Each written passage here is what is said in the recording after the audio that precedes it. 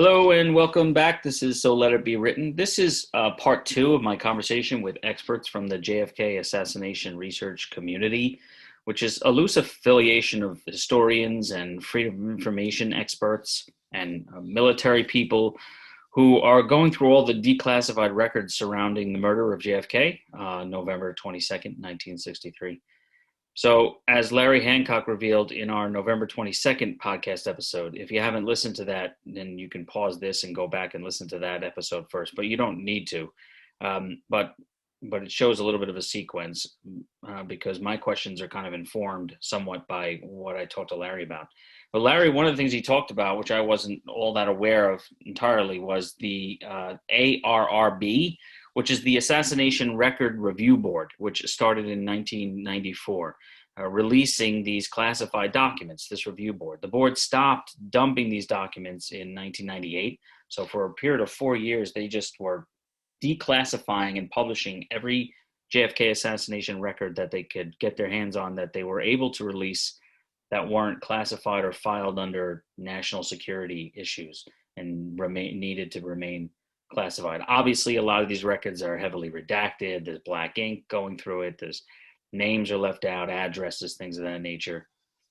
But even since then, more records have been released. And as they come in, new things start to come to light. So basically, at this point, if you believe Lee Harvey Oswald acted alone and killed JFK, then you also believe in flat Earth. You also believe the Earth is only 6,000 years old. And you believe Donald Trump was elected to take down an international sex trafficking ring. In other words, you're repelled by common sense and truth. Or you don't really care because it was 57 years ago and anybody who might have gone to jail or gotten in trouble for killing the president is either dead or about to be dead. Or will be dead by the time the record gets released. So the records are still being released. They're still being examined. FOIAs are filed every day by these experts and historians. So my guest today is one of these experts. Jim DeEugenio is a historian and the author of, among other books, Destiny Betrayed, JFK, Cuba, and the Garrison Case. Now, if you're interested in buying his book, and Jim points this out in the podcast, but I want to repeat it here in the intro, if you go to Amazon to buy this book, make sure you buy the second edition of the book because it has a lot of updated information as a result of these records becoming public and accessible. He's able to piece more of the crime scene together because of these records. So I'll post links in the show notes to the book. Jim DeEugenio talks a bit about the Garrison investigation. Jim Garrison, the New Orleans district attorney who actually brought someone to trial in the JFK murder, a businessman named Clay Shaw. My guest says Garrison was nearly there, which is remarkable considering the amount of stonewalling and botched investigation work that was done by the Warren Commission. Anyway, enjoy my conversation, please, with the great Jim DeEugenio.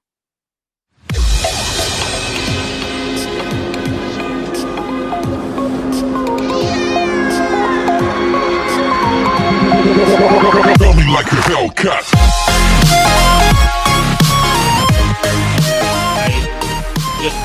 We're talking to Jim DeEugenio. He's the author of, among other things, Destiny Betrayed, JFK, Cuba, and the Garrison Case. I got to tell you, I got interested in the JFK assassination when I was, I guess maybe just a freshman in college or something. Even though it was a couple of years after the film. I saw the film very late after it had come out. But the JFK film with Kevin Costner, the Oliver Stone film, was really what piqued my interest about it.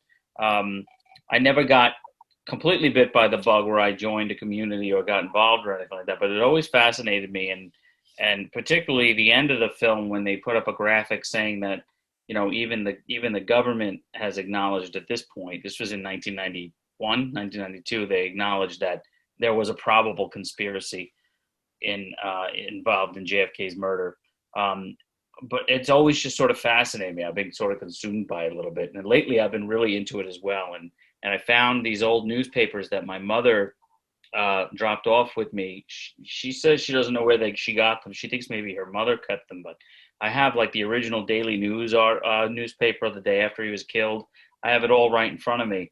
I've been reading up on some of the accounts even before these podcasts. So, but I'm certainly not as invested and as delved into it as you or as Larry. or other people in the community. So I just want to know how did you get involved in this community? Are you like you're a second generation investigator into this, or? Well, I would actually say that I was between a second and a third, okay, because I first got interested in this case uh, in an offhand way after I read the Jim Garrison interview in Playboy many years after it was first released. Okay. And that kind of piqued my interest because in that interview, which I believe is in late 1967, he actually marked out an alternative theory of Kennedy's assassination, which I found to be very provocative and much more sensible than the Warren report. All right. And so I kept this in the back of my mind. And then I moved out to California. I'm originally from Pennsylvania. I moved out to California. I went to film school out here. And my partner at this time, who I made a couple of films with in film school, said, you know, there's two ways you can get into the film industry, from the bottom up, or you go in with a really good script and you sell the script. Mm-hmm. And he said, why don't you write a script? And so I said, well, how about the Kennedy assassination? And I remember this Jim Garrison guy. So in other words, I had Oliver Stone's idea at this time, not knowing that he was interested in this subject. So he beat me to it. I wasn't going to be able to compete with him, of course. Right. And I turned my notes I had made into the first edition of Destiny Betrayed. And let me add, please, to everybody listening, don't buy that version of the book. Okay, because as everyone knows, Stone's movie reverberated through the halls of Congress because he embarrassed the heck out of them by putting that last printed title on the screen, that the House Select Committee decided Kennedy had died as a result of a probable conspiracy, and then they classified all their files on the case, which, by the way, came to 545,000 pages. All right. And so because of this, America got outraged and they began sending telegrams and letters and calling, etc. And the actual chairman of the House Select Committee, Congressman Stokes, saw the movie, and his daughter asked him, Dad, why did you do that? Why did you classify all those files? And so this created something called the Assassinations Record Review Board, which was in operation from 1994 to 1998 and declassified approximately 2 million pages of documents. All right. And that is what I based the second edition of Destiny Betrayed on. So that's if you really want to read a book by me, that's the one to read, the second edition. It's not today. Yeah, it has more updated records. It's based more on the evidence that you've gotten in your hands since then, huh? Right. Yeah. Yeah, that's amazing. So that's how I got into this. One of the things that I was fascinated about was, in my conversation yesterday, was that the documents. See, in my imagination, I always imagined these documents and these memos would literally say, like, subject Lee Harvey Oswald was having coffee at such and such a cafe across from Guy Bannister, but what I was told yesterday is these documents are heavily coded. There's all sorts of code names and numbers, and sometimes you get lucky because some transcriber like hand wrote a note that actually contained a real name in there or something like that. So from what I always imagine the documents would be more straightforward, but they're coded. It takes a lot of time to try to decode them, no? Let me explain that. Okay. The documents from the Garrison investigation, okay, which we didn't have before, are not like that, okay, because he wasn't part of the government, right?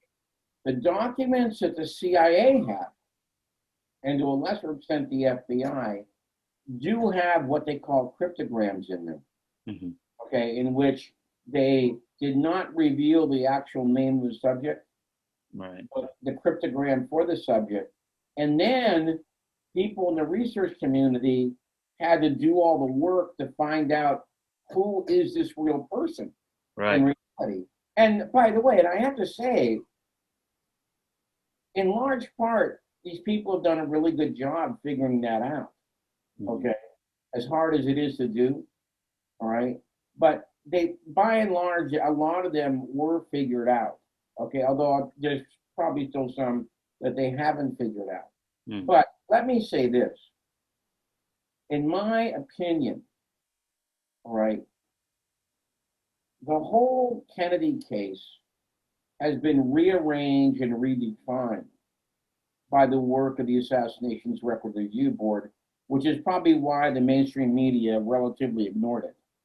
Okay. Mhm. In every single way you can imagine, the case took large steps forward, and especially, I believe, in the investigation of the autopsy that was performed by Jeremy Gunn, who was the chief counsel of the review board, and his assistant, Douglas Horn, who was the military analyst on the board. Their investigation of what happened to Kennedy after he was killed at Bethesda, okay, in my opinion, really, really opened up the case to the point that today, saying that President Kennedy was not killed by a conspiracy is pretty much tantamount to saying that the Holocaust didn't happen. Okay, because we can prove it so many different ways now that it's utterly ridiculous. And the only reason the public doesn't know about this is because the MSM, for whatever reason, is still tied to the Warren Report. And so all they put on is people like Jerry Posner, Philip Shannon, Larry Sapato, and these other people. Mhm. None of them say anything about this new information. Let me give one example. Let me give just one example of what I mean by this and why I say what I just did and why I'm able to defend it. John Stringer, okay, who probably nobody even knows who he is. John Stringer was the official photographer for the Kennedy autopsy. Now, to show you how bad the Warren Commission was, go ahead and try and find an interview by Arlen Specter, who did the medical research for the Warren Commission. See if he interviewed Stringer. I can tell you right now, he did not. Okay? Mhm. All right. Now, let's flash forward to the ARB, who did call John Stringer as a witness to do a deposition. Now, when John Stringer came before the board, Jeremy Gunn had all the x-rays and the pictures supposedly taken by Stringer. He did the photographs, all right? And he put them up on a board in front of the witness, okay? And he asked him, Mr. Stringer, did you take these pictures? And I want to precede this by saying I am not exaggerating, and I'm not making this up. Stringer paused. Okay, he walked towards the board, and he looked at the numbers in the lower right and the title up in the upper left, and he said words to the effect, "This is Ansco," meaning that's a type of film that was used back then. Okay. He said, I didn't use Ansco. Okay. I didn't use Ansco. And he said, look at these numbers on the bottom here. This was done in the press pack, which is a technique you use to take pictures. He says, I didn't use press pack. Okay. And so Gunn said that Gunn pressed him. He says, well, are you ready then to say that you didn't take these pictures? And Stringer said, no, I didn't take them. not if this is press pack and this is Ansco. I didn't take you. So then the question, and see, this is what really gets me angry at to what Arlen Specter did. Because if Arlen Specter would have done what he should have done back in 1964, and if he would have interviewed Stringer, and if he would have done a professional job, okay, then the question would have become, if you didn't take them, who did? And then, of course, the other question is, why? Okay, but see, the American public is never going to find out the answer to that question. Right. Because of the horrible job the Warren Commission did in a homicide investigation. And let us never forget this. Fundamentally, at the bottom of this case, it is a homicide investigation. Okay? Yeah, and they're not, the Warren Commission are not, they're not investigators, they're not homicide detectives. Yeah, They're most of them were not. lawyers Most of them were like corporate lawyers, or right. real estate lawyers, or things like that. They weren't criminal investigators. Yeah. What would the autopsy have done? You're the second person I've heard now who's brought up like I've heard a lot talked about the autopsy. What would you have liked the autopsy to have revealed? What would the autopsy have told us if it had been done correctly, if it had been photographed correctly? Let me tell you, since you asked me that question. Brain had been located. Yeah. In addition to what I just said, Mm-hmm. okay, in addition to what I just said, all right, since this was a homicide case, what was utterly necessary to have been done was what is called a dissection of the wounds in President Kennedy. What that means is a tracking of the holes in President Kennedy to find out, number one, directionality, which way did the bullet really come in? Wow. And number two, did the bullet transit? Did it go all the way through the body? Well, again, this is supposed to be a homicide case. Neither one of those was done. Neither one, and by the way, although Oliver Stone caught all kinds of heck for his depiction of the autopsy in his film JFK, what he depicted really happened. Yeah. Somebody stopped Jim Humes, who was the lead pathologist there, okay, and said, no, you don't have to do that, when he was going to dissect the wound.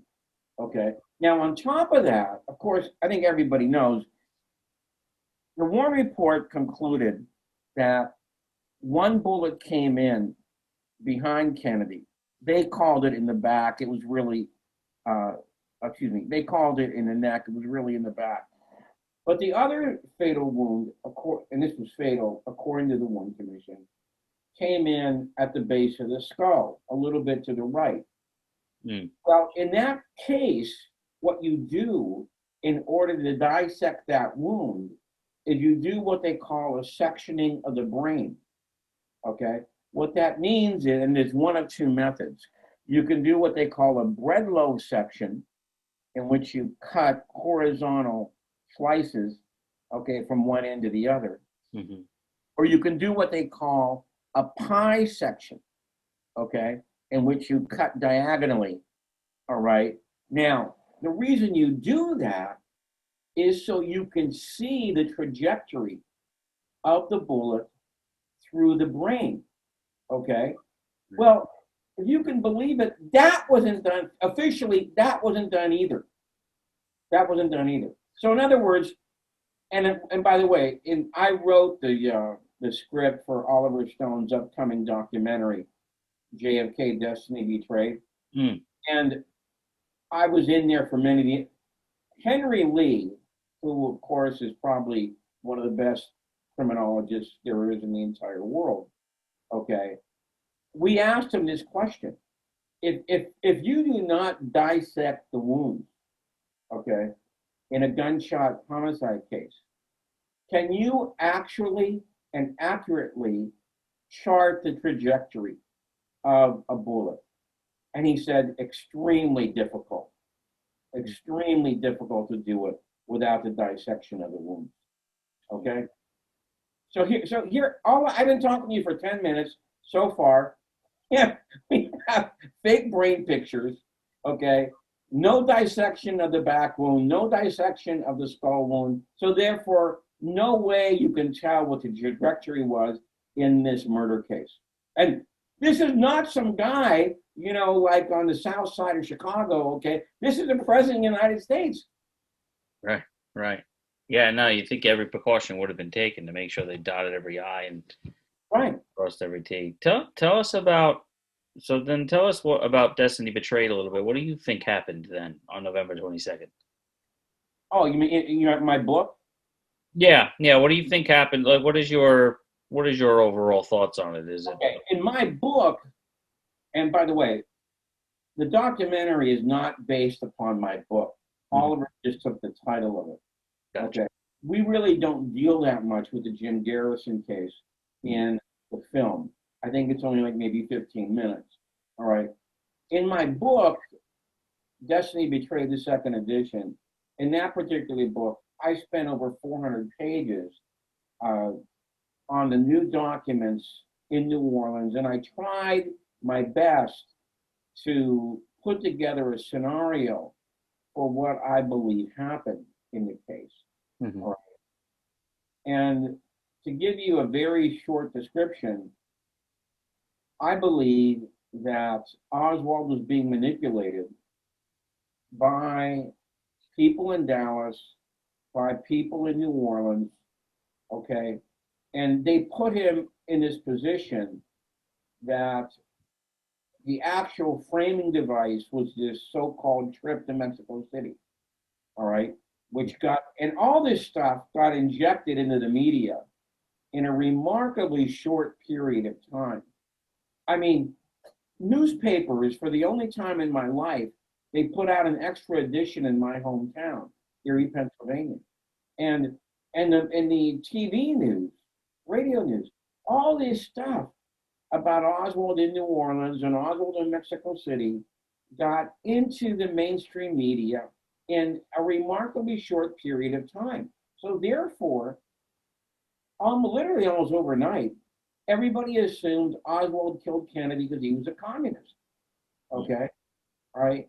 And so in my book, what I try and show is that it's very debatable, and in fact, today I don't believe it, whether or not Oswald ever went to Mexico City. Okay, if you had to ask me, if you had to put me on the witness stand, okay, and if I had to say yes or no, and there's no middle ground, I would probably say no, that Oswald didn't go to Mexico City. Okay, and therefore all this stuff that the CIA injected into the media, was fabricated. Okay, all right, and I also believe that in New Orleans, Oswald was being manipulated by certain people that Jim Garrison was onto at this time. That would mean people like David Ferry, Guy Bannister, Sergio Acacia-Smith, and Clay Shaw. All right. And these people said, and this is why Oswald says, I think it's on the first day, when they ask him, have you been charged with the murder of the president? And he says, no, nobody told me that yet. And he goes, well, you have. Okay, and remember that look of shock on his face when he learns that he's been charged, and then as he's being carted off, he says, "I'm just a patsy." Yeah. Okay, and he realized right then and there that he was being set up. Mm-hmm. Okay, he didn't realize, of course, until it was too late. Now, again, I'm not going to be on that long, but there's another segment to this, and I believe that is also in Dallas by three people: George DeMorningshow and Ruth and Michael Payne. Now, should I tell your listeners who those people are? Or real quick, tell us. Yeah, who's? I've heard the name George DeMorninghow. George DeMorninghow was, well, let's put it this way: out of nowhere, he became Lee Harvey Oswald's best friend in the Dallas-Fort Worth area when Oswald returned from the Soviet Union. in 1962. But as many people have said, talk about the odd couple, okay? Because De Mohrenschildt was this very suave, debonair, James Bondish kind of ladies' man, who was interested in petroleum engineering, and was just about the complete opposite. A white Russian to be also, okay? Right. So here he suddenly be this communist, who has just come back from the Soviet Union. And it was later revealed, of course, before De Mohrenschildt passed on, that he was told to meet Oswald by the local CIA station chief, J. Walton Moore. All right. Now, De Mohrenschildt in the spring of 1963 leaves Dallas-Fort Worth. But before he leaves Dallas-Fort Worth, he arranges a gathering at which Ruth Paine is there, okay? And so then, again, out of nowhere, Ruth and Michael Paine now become the new best friends of Lee Harvey Oswald and Marina Oswald. Yeah, they were his landlord, right? Well, let's put it this way. They were very, very friendly. And then when Oswald went to New Orleans that summer, Ruth Paine picked up Marina Oswald, and also she had a station wagon, so she put in all of their belongings in the station wagon, drove it back to Dallas, and because Marina was pregnant at the time, Marina stayed with Ruth Paine when they returned from New Orleans, and Oswald got a room at this Beckley Street place, okay? And it was Ruth Paine who indirectly got him the job at the Texas School Book Depository after rejecting a call for a different job in a different area that would have paid him more money, all right? So in other words, what I'm saying is that I believe that Oswald was ensnared by people who he thought were his friends, okay, but they were really not his friends, all right? And then, of course, on the day of the assassination, the combination of these films of him in New Orleans with these flyers passing around in the streets of New Orleans, and then the news of him being in Mexico City, and then Ruth Paine producing all this evidence that was incriminating him coming out of her garage. That was it. Okay, that was it. Yeah, the picture with the gun, and right, the picture holding the gun, the rifle with the the Marxist. Are you able to put together what Oswald thought he was there to do? Like, what did he think? What's that? When you say there, what he was there the book depository. Like, he takes the job at the book depository. Right. Presumably, he's being set up to go there so that he can take the fall. But he had to have known, he had to have been told some sort of alternative plan. No, I mean, see, between jobs for the CIA, okay, between jobs, Oswald would go on this kind of hiatus, okay, until his next assignment would come in. All right. And I think obviously his first assignment was this fake defector thing to the Soviet Union, all right, in which he was part of a program by the CIA in combination with the ONI to try and gather intelligence, because we didn't have very much from what was going on inside the USSR. Now, the Russians, of course, didn't buy Oswald for 10 minutes. Okay, so when he gets there, they kick him out of Moscow, okay, and they send him to Minsk, which is about 400 miles away. And instead of Oswald spying on the Russians were spying on Oswald because they knew he was some kind of CIA flunky, okay? Yeah. So then when they realize, well, this isn't going to work, okay, they call him back to the United States, okay? And he goes to Dallas, Fort Worth, waits for his next job, which is going to be smearing the Fair Play for Cuba Committee, okay? And he starts that in Dallas, Fort Worth. He does one leafleting thing, okay? But then when he goes to New Orleans, and by the way, and I have to say this. Imagine you're back in 1963, before the Civil Rights Act that Kennedy put through Congress in 63 and then was passed in 19. Imagine you're in a southern city, okay, the Deep South. What communist in his right mind would go on a huge city street like Canal Street in New Orleans and start saying, look, we need to be fairer to Castro.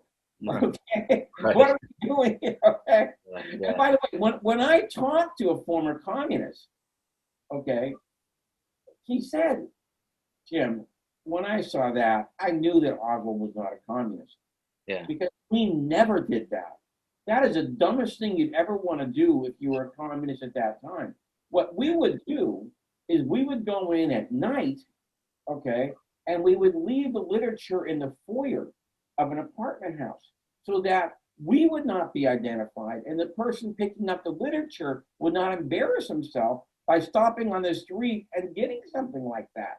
Mm-hmm. Okay, so right then and there, I knew this guy's not a communist. Yeah. Okay, all right. So that's what his other assignment is, to go to New Orleans and smear the Fair Play for Cuba Committee. And that culminates, of course, in the radio debate. Okay, I think this was in August, in which he's trapped by Ed Butler and Carlos Brunier, both closely tied to the CIA, and they expose him on the radio debate as being a former defector to the Soviet Union. Right. Right. Then Oswald gets a lot of press for this in New Orleans, and then the last thing we have him doing is going up to the Clinton-Jackson area with Sean Ferry. Yeah. Now, this is a very complicated scheme of what happened up there, okay? And nobody can say with actual precision what really did happen, okay? But in my opinion, and the opinion of others, Oswald thought he was doing one thing, okay, like smearing the voter registration drive core up there, okay, while the people around him were really doing something else. Okay, they were trying to get him to a position in the sanitarium up there. Okay, so if he did, then that would be the last nail on the coffin, that Oswald wasn't just a socialist, he wasn't just a neurotic guy, he was also demented. Okay, and that would have been it, okay, for Oswald. Now let me cap off, I don't know if Larry went through this with you. Very few people know this, but the House Select Committee did investigate it. Oswald, by the end of the first day, by Saturday, understood what was happening to him. Mm-hmm. Okay, so he requested to make a phone call. All right, his phone call was to a man named John Hurt on the East Coast. All right, and John Hurt had been military intelligence.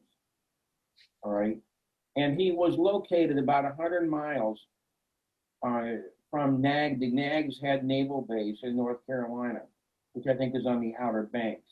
Mm-hmm. And that was one of the places where the Navy schooled their fake defectors, part of the fake defector program. Mm-hmm. All right. So when Oswald gives this number to the secretary, there were two secretaries there that night, to place a long distance phone call. The Secret Service guy comes over and says, don't connect the call. And so that goes into the trash. But the other secretary waited until the Secret Service guys had left and the other secretary had left.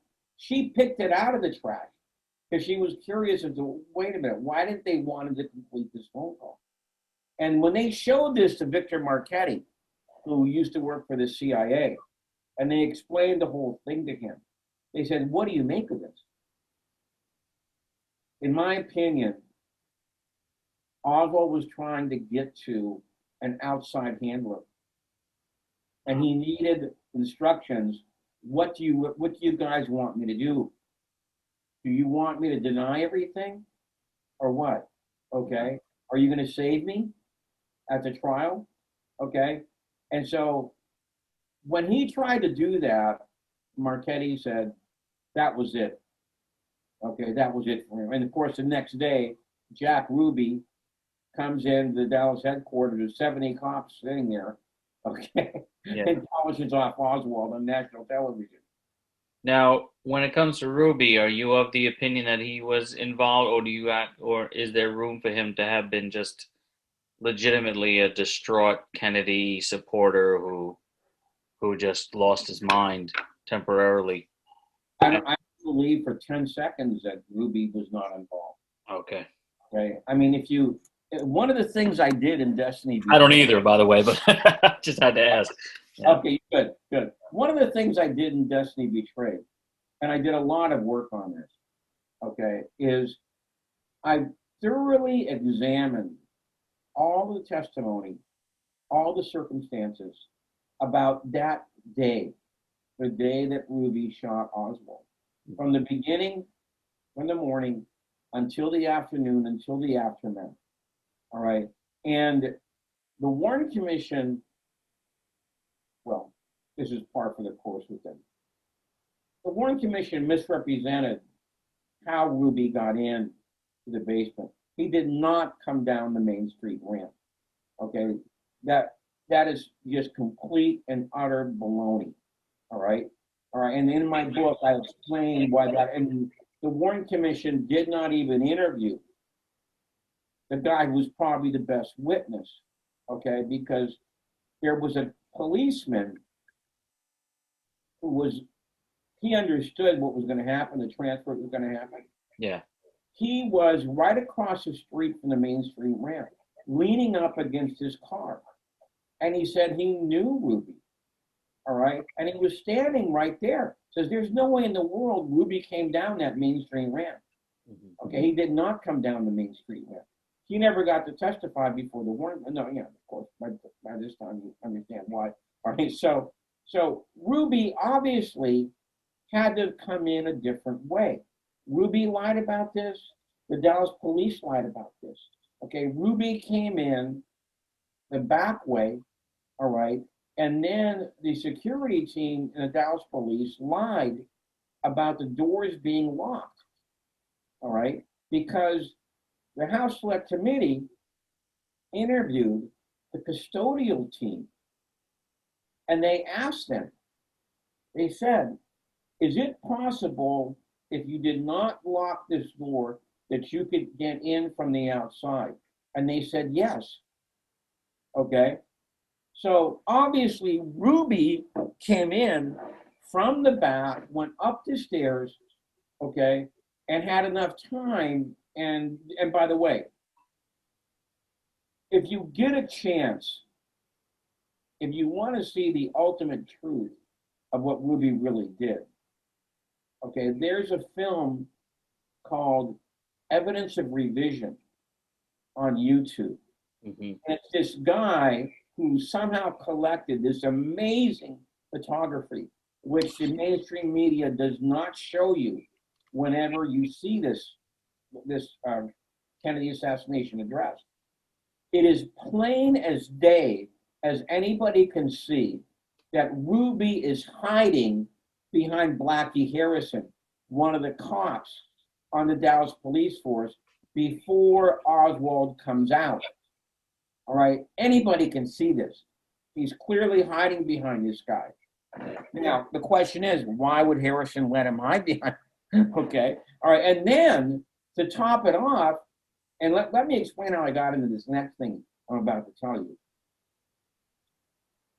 Ray Marcus, an original first generation researcher, once called me and he said, Jim, which version of Ruby killing Oswald do you have? I said, what do you mean, what version? And he says, do you have the one with no horns, one horn, or two horns? And I said, one horn. Okay, you got the edited one. I go, what do you mean I have the edited one? Because NBC edited that. Okay, so I'm going to send you the original. The car horns. So here I am. I get this thing, and I put it on. I put it in my TV, and it's the eeriest thing that I thought I couldn't be shocked anymore by this case. Right. On this original cut of the film, the first horn goes off when Oswald comes into the foyer. Okay. The second horn goes off right before Ruby springs forward to shoot him.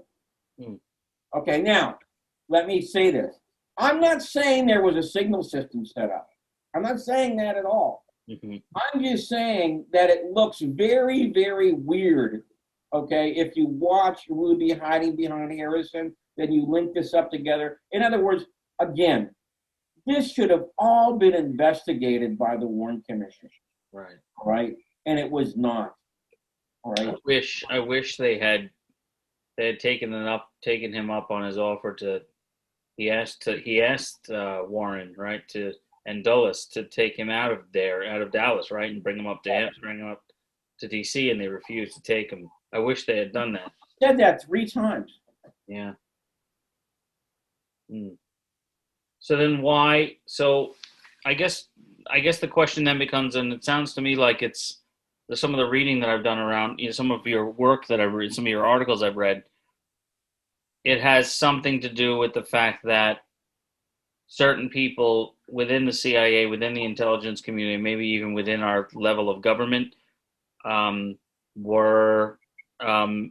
feel Kennedy was being hawkish enough, were concerned that he was going to be too soft, I guess, with some of these regimes that they wanted to see toppled. Right. And that's why they did it. In the film that we've been putting together, we actually had a witness, Jim DeEugenio, who testified before the church committee. All right. And he said that he was in Milwaukee studying one time to become a teacher. And because of an assignment he did, he got to know this guy named Elmer Moore, who was in the Secret Service at the time that Kennedy was killed. All right. And he met with Moore 3 or 4 times on the phone and in person. And he found out that Moore was on the Secret Service at this time, and he had an interest in the JFK case.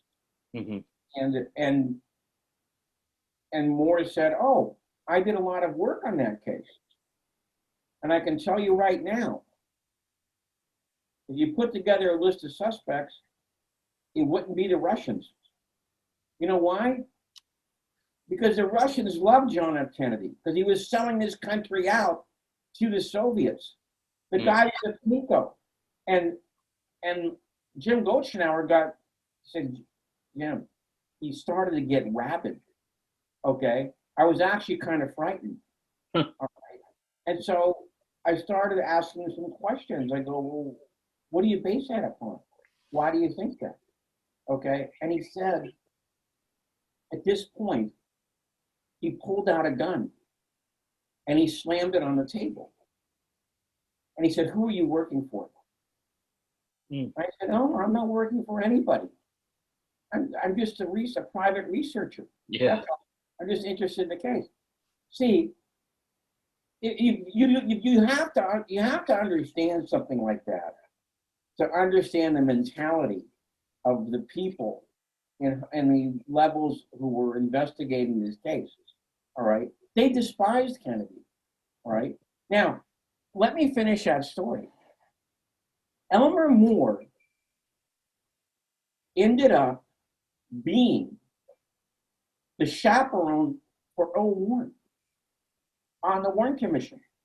He ended up going to meetings with him, keeping his files together, okay, giving him advice. He was in the room when Ruby testified before the Warren Commission. All right. So in other words, here you have this guy who thinks that Kennedy is selling out the country to the commies, and he's the escort to the guy who's supposed to be running the investigation. Yeah. And we didn't discover this until the 90s. Right. It was all classified. Wow. Wow. And this guy confronted you about it. He got paranoid with you?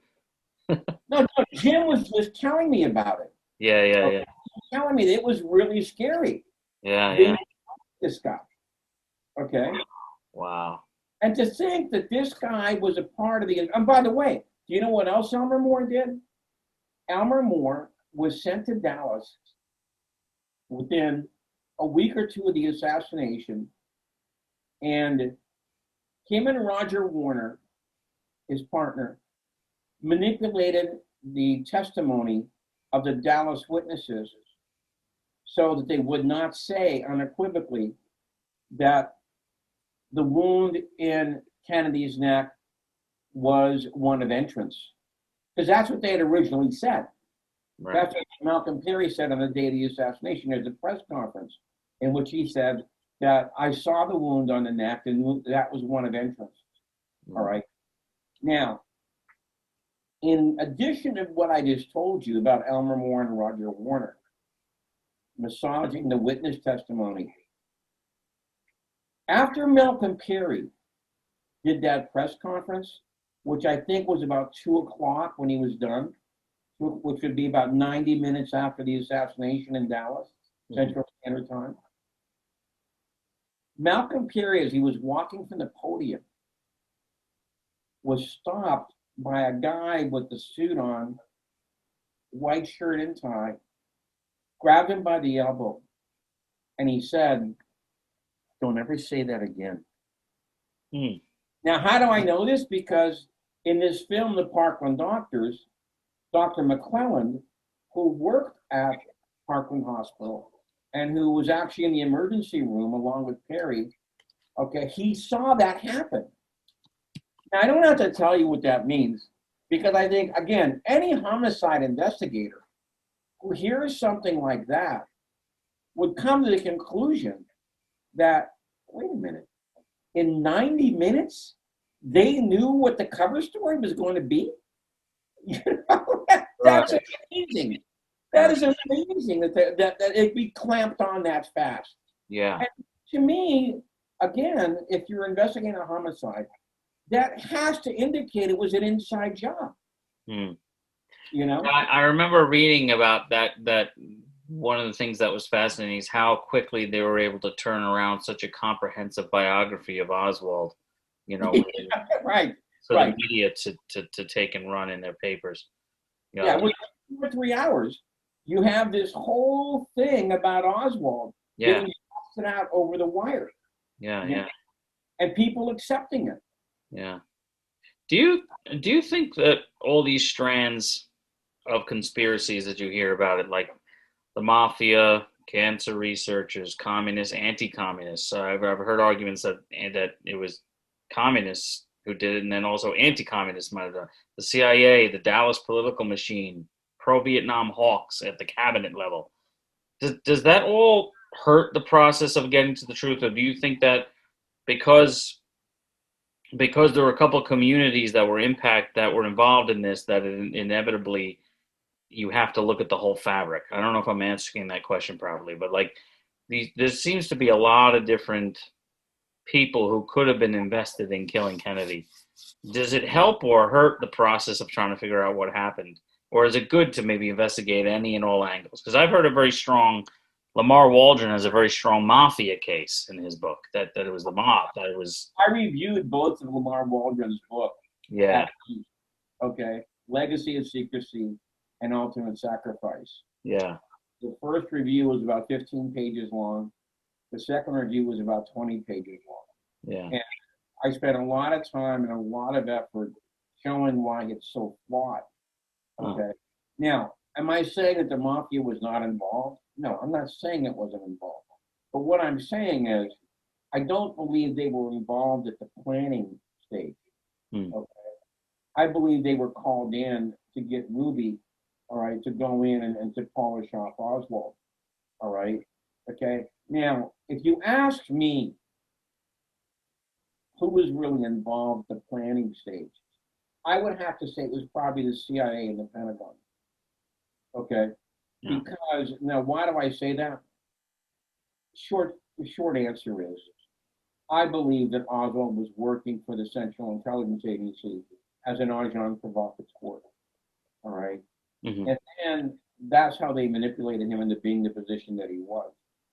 Then I believe that they had to have people in the autopsy room that night, to, as I started the show with, explaining what really happened, you know, to disguise the true circumstances of what really happened to Kennedy.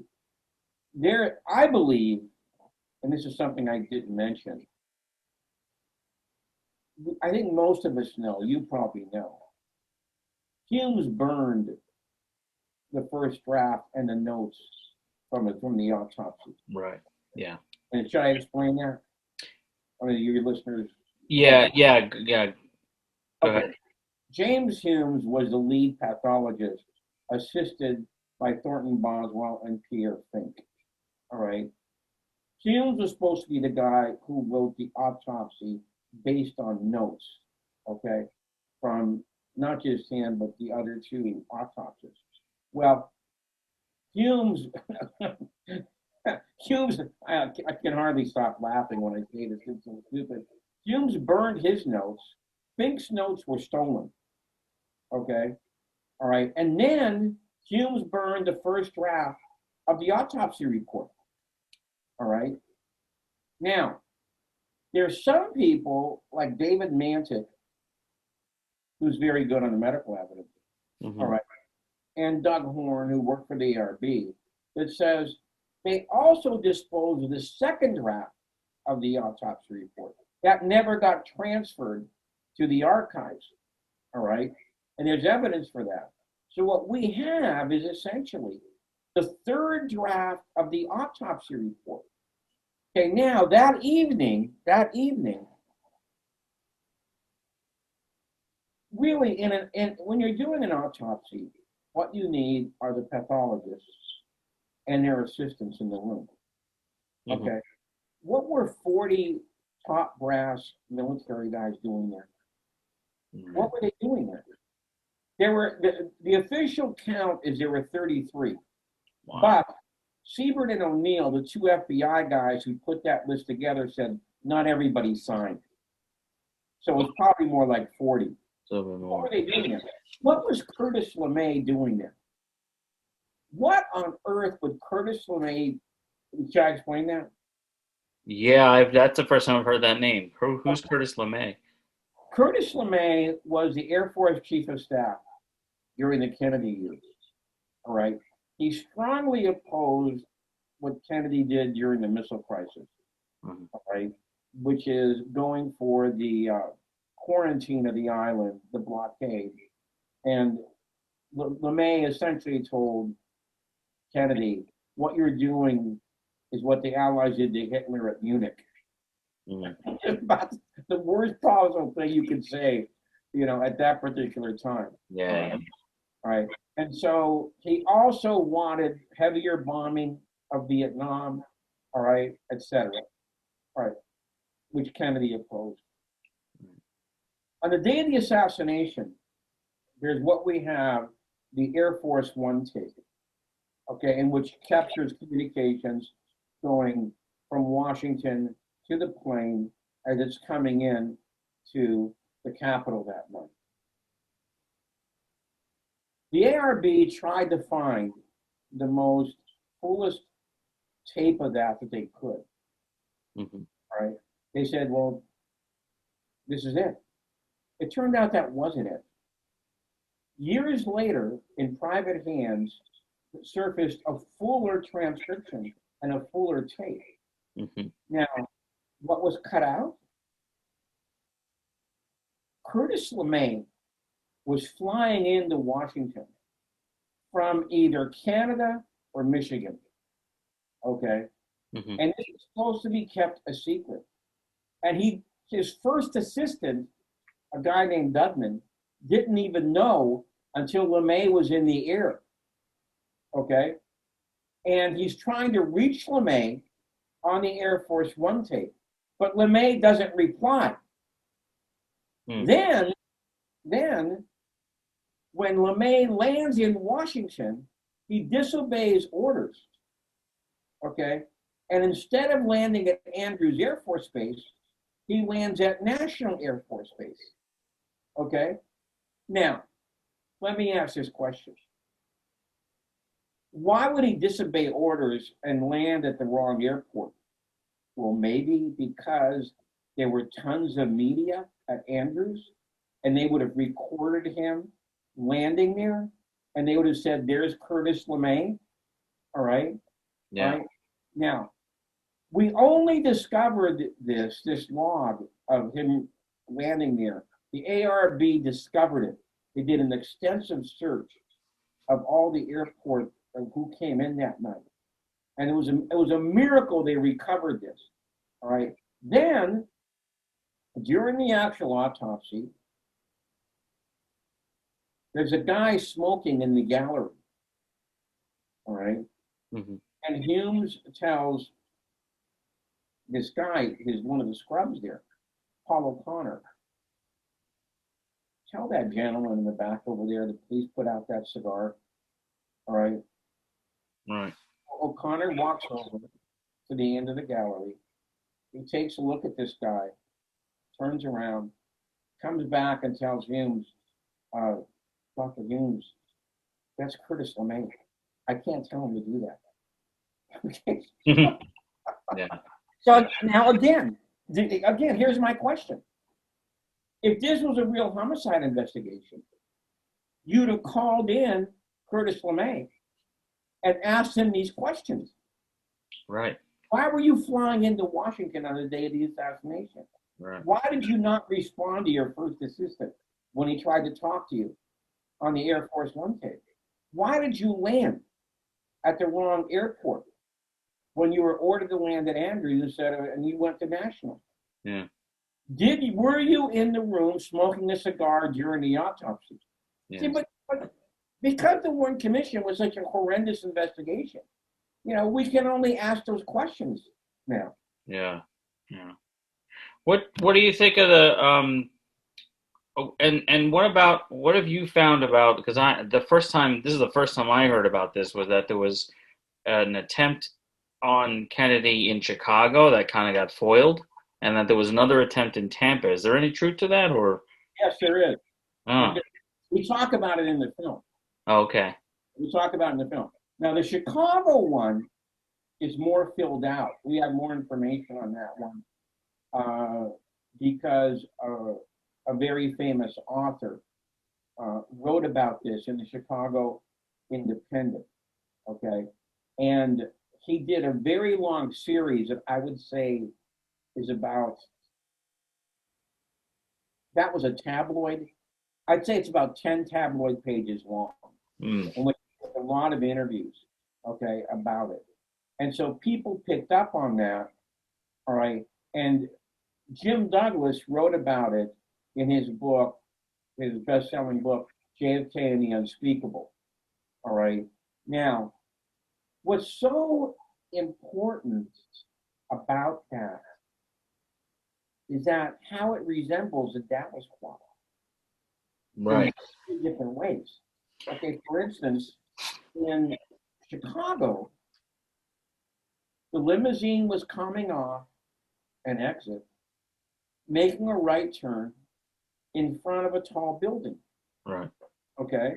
And the guy who they think was set up in Chicago, Belay, okay, to take the rap, okay, he was in that building at the time. And there were, according to the reports that we've seen, there were 4 Cubans there in Chicago at that time with rifles. Mm-hmm. And it was all covered up afterwards. Now, I believe that if it had not been covered up afterwards, and if those reports had been forwarded to the Secret Service in Dallas, it would probably prevented the assassination of President Kennedy. Yeah, because at the very least, they would have covered his car, or changed the route, right? Okay. Now, in I think the Tampa one, a very interesting guy named Gilberto Lopez. Yeah. Okay. And what's interesting about him is he was a member of the Fair Play for Cuba Committee. Right. Okay. So, Yeah. it's Yeah. a wild coincidence that this guy's a member of the Fair Play for Cuba Committee. Yeah. And the guy in Chicago had a lot of weird similarities to Oswald. Wasn't he also Marine? And yeah. Right. Okay. So Lopez then goes to Dallas on the day of the assassination. Then he goes to Mexico the day after, and he flies to Cuba, get this, on a plane where he was the only customer. Yeah. He was the So again, you have to laugh. The Warren Commission didn't find any of this interesting. Right. They didn't think any of this was worth following up. Yeah. Yeah. Yeah. You won't find any of this in the Warren report. Right. Yeah, that blew me away when I read about that in Waldron's book about Chicago and about Tampa, because I was like, I never even heard that I started to look in the Chicago Tribune archives to see if there was even a mention of it, because they picked up two guys, right? They saw two guys in the street that had rifles in their cars, but then they cut them loose. Right. And they never were able to, I don't know what happened. They never got their names or something. I don't know I forget what the particulars of it were, but it kind of just fizzled out, and nobody did any time or anything, or, but that was, that certainly wasn't anywhere in the Warren. There's a lot missing from the Warren report. It just, Well, wait a minute. I'd say it's more than that. Okay. Did we get disconnected? No. Oh, okay, fine. All right. There's a lot more than that. You could, what I would say is that you could probably, in my opinion, Mm-hmm. you could take all the relevant information that's in the Warren Commission report, which is about 888 pages. Yeah. Okay, and you can condense it into probably about 200 pages for all the relevant information that's in there. Yeah. And then if you added in everything else that we've discovered, you would probably come into 2 volumes of 800 pages apiece, and be a completely different report on Kennedy's assassination. Yeah. That's how important declassifying those files was. Right. Okay, when Oliver Stone's film came out, and the bizarre thing, of course, is that Oliver Stone took such a hazing, okay, when that movie came out. Yeah. Yeah. And you looking back, it's almost like, how dare you tell the truth, or at least try to tell the truth about President Kennedy's assassination, when we've been spending 30 years covering it up. Right. Because the New York Times, you know what they did, don't they? Don't you? On the 3rd day after Ruby killed Oswald, November the 25th, there's a famous headline in the New York Times in which they refer to Oswald as, quote, president's assassin. Mm. It wasn't alleged assassin. Right. It wasn't assumed assassin. It wasn't charged assassin. It was Kennedy's assassin. Yeah. Here's a guy who never had a lawyer, who always denied that he committed the crime. Mm-hmm. All right. And they now call him President Kennedy's assassin on November the 25th. Yeah. Yeah. And this is the newspaper of record in the United States. This is the journalistic practices. All right. And then, of course, I don't have to tell you, you probably know this, Mark Lane wanted to represent Oswald during the Warren Commission hearings. And J. Lee Rankin, the chief counsel, sent him a letter back saying, we're sorry, but we have too many secret documents that we can't let a public person learn about. Yeah. So we'll have to deny your request. Then, of course, you have Earl Warren saying to the reporters very early that you guys might never get to see in your lifetime the documents that we're going to look at. Okay. Now, and of course, the Warren Commission hearings were closed to the public. Right? The only two Warren Commission hearings that were open were when Mark Lane testified because he insisted that they be open. Mm-hmm. So, in other words, in essence, the Warren Commission proceedings were in secret.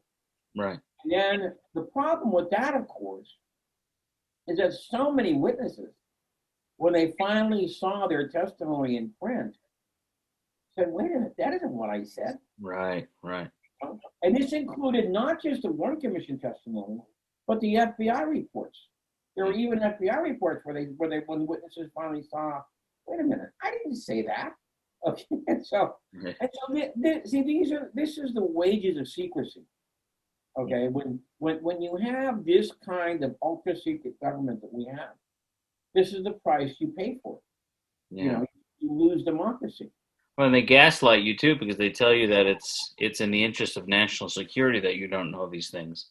Right. Which is a very convenient. I know I was in journalism for a number of years, and I know we would take out Freedom of Information Act information on people, and a lot of times we would get a lot of heavily redacted documents because they would use like a trade secrets excuse, because that's one thing, which understandably, a company doesn't want to reveal any trade secrets, but they would call everything a trade secret, and it sounds like that's kind of what was happening in a lot of cases with this, was that these records were being suppressed because of national security. You can call anything there. You can justify anything as national security. I used to do a lecture on this. Where I would show the document as it was originally released, then show that it was classified due to national security. Mm-hmm. Then I would do this about 8 times. I would show a document, then the unredacted portion, and then I would finally ask, now let me ask the audience, did anything I show you tonight endanger national security? Okay. Did anything I revealed to you tonight, did this endanger the security of our country? Right. And I would just say, no, not at our to see. What it did do was endanger the truth about what happened to President Kennedy. Okay, that's what it really did. It helped cover up the truth and the facts of this case. That's what it was for. I'll give you another example. John Tonheim was the chairman of the review board. He's a judge over in Minnesota. He said that at their first meeting with the CIA, they put up a document in unredacted form, which they were absolutely certain there could be no objections to declassifying. They put it on the screen, and the CIA representative there was right there.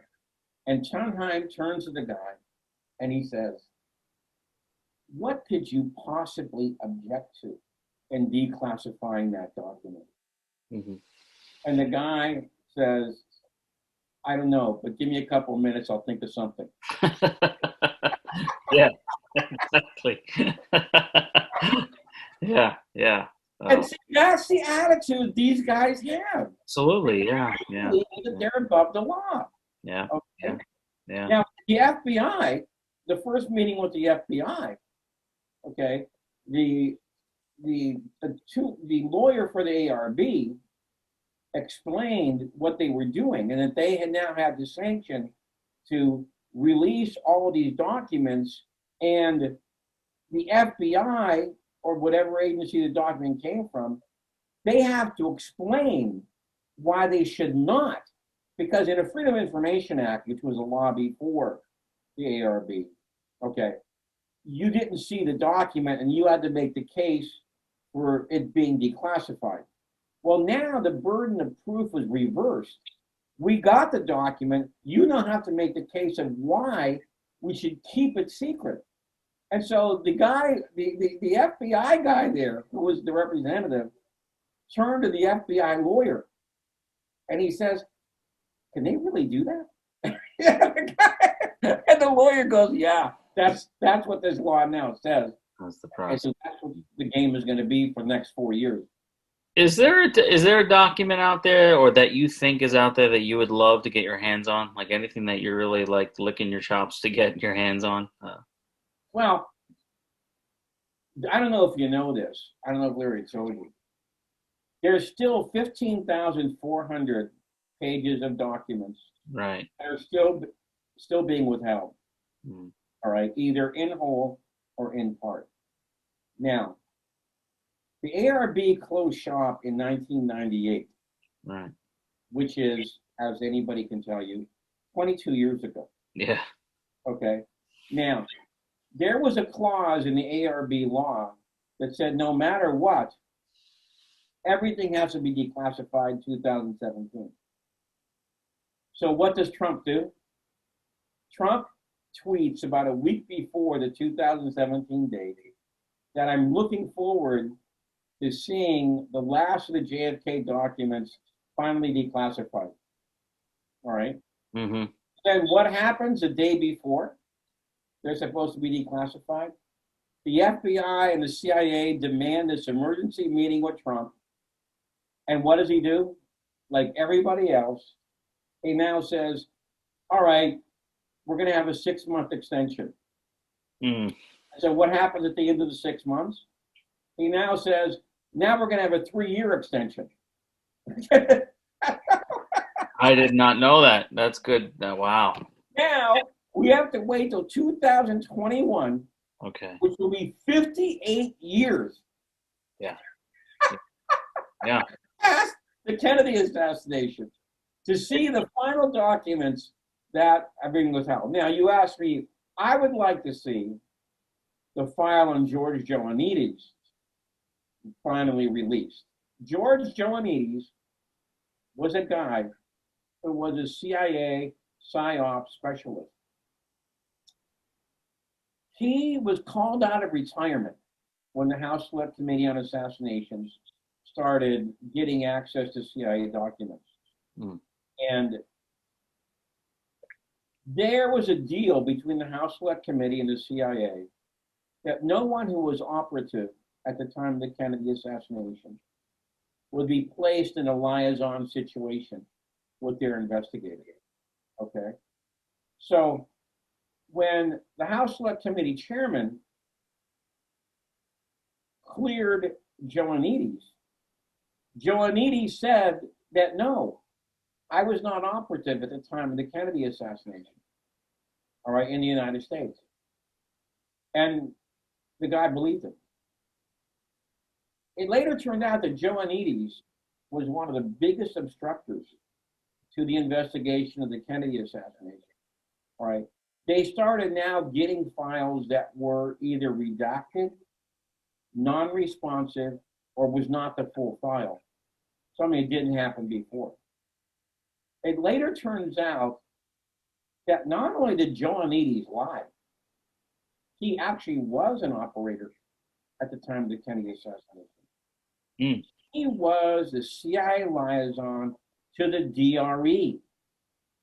The DRE, the Student Democratic Agency, was in direct contact with Oswald in New Orleans that summer.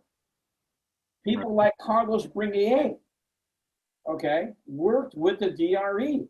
The DRE put out the first broadsheet within 24 hours of the Kennedy assassination, saying that Oswald killed Kennedy for Castro. All right? Mm-hmm. It was Briguier who was in that debate with Oswald.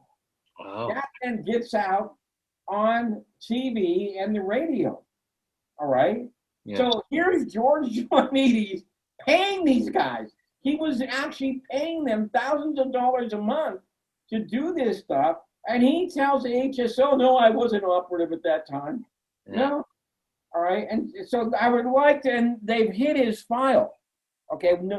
Jeff Morley, a journalist, sued the CIA to get the file on Joannides, and he was never able to get it. And you know why? Who obstructed him? Mm. Brett Kavanaugh. Brett Kavanaugh, when he was on the appeals court, filed the dissenting vote that not only should the CIA not turn over that file, but also that Morley was not entitled to attorney's fees, even though he had gotten some files released and even though he had publicized those files. The rule before Brett Kavanaugh got in that appeals court was that if the files released were of such interest as to be published, then the attorney got the lawyer's fees for arguing. Right. Okay. Well, Brett Kavanaugh voted against Morley in that case. Mm-hmm. And then the next day, Trump appointed him to the Supreme Court. Right. You can't make this stuff up. I'm just amazed. You could never make this stuff up. No, Okay? no, no, nobody would believe it, you know. That happened. Come on. I'm just amazed. I'm just amazed that so many people, that there are people out there who still think that Oswald just was a lone nut, acted alone, and did this, you know, out of his own. Not why there's still 15,000 pages being hidden. Exactly. Yeah, if this is such a slam dunk case, yeah, it just, the fact alone that there's all this documentation just tells me there's more to it than that, you know. Yeah. I want to just, I might as well ask you too, because I want to just, I think I'm going to close with this question, if you don't mind. I asked Larry this, so I think it's only fair I ask you as well. We're probably well past the time when anybody is going to be brought to justice for this. So my question, I guess, is that why does the community, the research community, bother continue to? Is it just a hobby, or is it what is the value of finding this out, in your opinion? In my opinion, I believe that the assassination of President Kennedy was a milestone in American history. And this is one of the things I've written about of late. In fact, I spent the last 7 years investigating all the things that changed in foreign policy, you know, after Kennedy was killed. Because up until me in 2013, almost every Kennedy assassination book, all they did was mention Cuba and Vietnam. Right. And you would think that Kennedy really didn't have any other foreign policy, any other place in the world. You know, that was it. It was all, you know, he spent 500 days on Cuba, 500 days on Vietnam, and that's all he did. Right. Well, I found out the hard way that wasn't the truth. That Kennedy's foreign policy was very widespread in very key situations throughout the globe. For example, Congo. For example, Indonesia. For example, Dominican Republic. For example, the Middle East. All right. And in all those situations, okay, Kennedy was changing what came before him, which of course was John Foster Dulles and Eisenhower. In every single one of those situations and more, Kennedy attempted to change the policy that existed before him, and in a radical kind of a way. All right. It wasn't just at the fringes. All right. And then in every one of those situations and more, Johnson changed what Kennedy was doing and went back to more or less what Dulles and Eisenhower were doing. All right. Now, just to name two examples, to say that when you change presidents, you change policy. This is what happened in Vietnam and Indonesia. Okay. In other words, the eventual death of 6.5 million people, I do not believe would have happened if Kennedy would have stayed president. Now, how do I get that figure? Because the latest figures I looked up on this was that approximately 4 million people died, most of them civilians, as a result of the Vietnam War. The estimates the Pentagon put out after the war were complete and utter baloney. Okay, I looked at a survey where the guys actually went to Vietnam, sat down in the people's homes, asked them, not only did you suffer any fatalities during the war, but after the war, did anybody step on a landmine and lose their life that way? And they came up with the 3.8 million figure. Mm. Then, of course, we know what happened when Nixon started spreading the war into Cambodia. That caused the collapse of the Sihanouk regime, the collapse of the Lon Nol regime, the rise of the military dictatorship, and the Khmer Rouge took over. And that was another 2 million people. Okay? Yeah. All right. Then in Indonesia, once Kennedy was assassinated, Kennedy championed Sukarno in Indonesia. All right. Once Kennedy was killed, Johnson changed policies in a matter of weeks, and then the CIA went to work, finding people who wanted to play Sukarno. They came up with this Suharto guy, and one of the most horrible genocides in modern history took place against the Communist Party, okay, in Indonesia. So that's how I get that figure. I didn't just grab it out of thin air. Sure. That's how I got the figure. So that I believe the assassination of President Kennedy was a milestone, okay, in American history, which this country never recovered from. And there's a second reason. I believe that because the Warren Commission let off the true perpetrators in that assassination, that encouraged the assassinations of Malcolm X, King, and Bobby Kennedy. And if you lived through that era, as I did, I don't know how old you are. No, okay? yeah, I was born in 75, so yeah, I didn't. You weren't. Okay. After 1968, this was a different America. Mm. Okay. And I lived through the era when those guys were alive, and I know how different it was. Okay. After they were killed, everything changed. Okay. We would have, in my opinion, Richard Nixon would not have become president. Okay. And then, of course, we had Jerry Ford. And what very few people know is it was under Jerry Ford that the whole neocon foreign policy apparatus was assembled. And that's because that Ford brought in Cheney and Rumsfeld. Yeah. Those two guys made a power play because they thought, and I'm not kidding, they thought Kissinger was too liberal. I don't know what will. Jesus. Yeah. They thought Kissinger was too liberal, especially with the Soviets. Yeah. Yeah. So they actually now began to outright wing Kissinger and the CIA.